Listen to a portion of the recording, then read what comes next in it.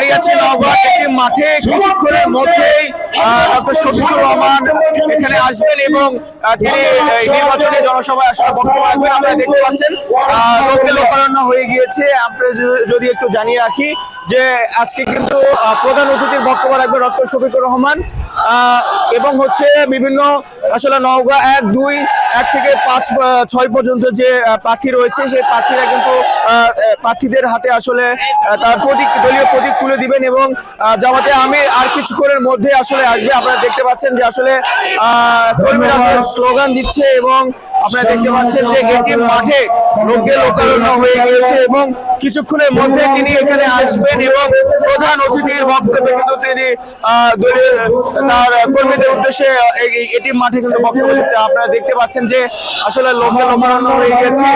প্রশাসনের সাথেও আমরা কথা বলেছি, এখানে কিন্তু বিভিন্ন ধরনের আসলে নিরাপত্তা জনিত কারণে আসলে সবাইকে চেক করা হচ্ছে এবং আপনারা দেখতে পাচ্ছেন প্রত্যন্ত অঞ্চল থেকে কিন্তু নেতা কর্মীরা ছুটে আসছেন। যদিও বা সকাল 9টার মধ্যেই কিন্তু আমরা এখানে দেখেছি বিভিন্ন অঞ্চল থেকে নেতা কর্মীরা আসলে ছুটে আসছেন। আপনাদের যদি আপনারা দেখতে পাচ্ছেন বিভিন্ন অঞ্চল থেকে নেতা কর্মীরা আসছেন। জানিয়ে রাখি যে নওগাঁ 1, 2, 3, 4, 5, 6 যে তাদেরকে দলীয় মনোনয়ন দেওয়া হয়েছে জামাতের পক্ষ থেকে তারা আজকে আসবেন এবং প্রধান অতিথি হিসেবে উপস্থিত থেকে শফিকুর রহমান কিন্তু আমির কিন্তু তিনি হচ্ছে সবার সাথে পরিচিত করে দিবেন এমনটা আমরা জানতে পেরেছি। আমরা যদি আপনাদেরকে আরেক বাত ব্যথা, প্যারালাইসিস কিংবা আর্থ্রাইটিস, আধুনিক ফিজিওথেরাপি ও পুনর্বাসন চিকিৎসায় নির্ভরযোগ্য নাম ডিপিআরসি। আপনারা দেখতে পাচ্ছেন এখানে বিভিন্ন নেতা কর্মীরা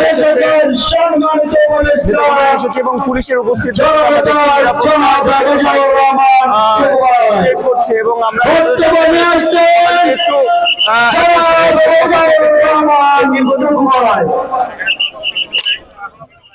আমির সাহেব যেহেতু আসছে, আপনাদের কেমন লাগছে আসলে সব মিলিয়ে? আমাদের খুব ভালো লাগছে, খুব আনন্দ পাচ্ছি।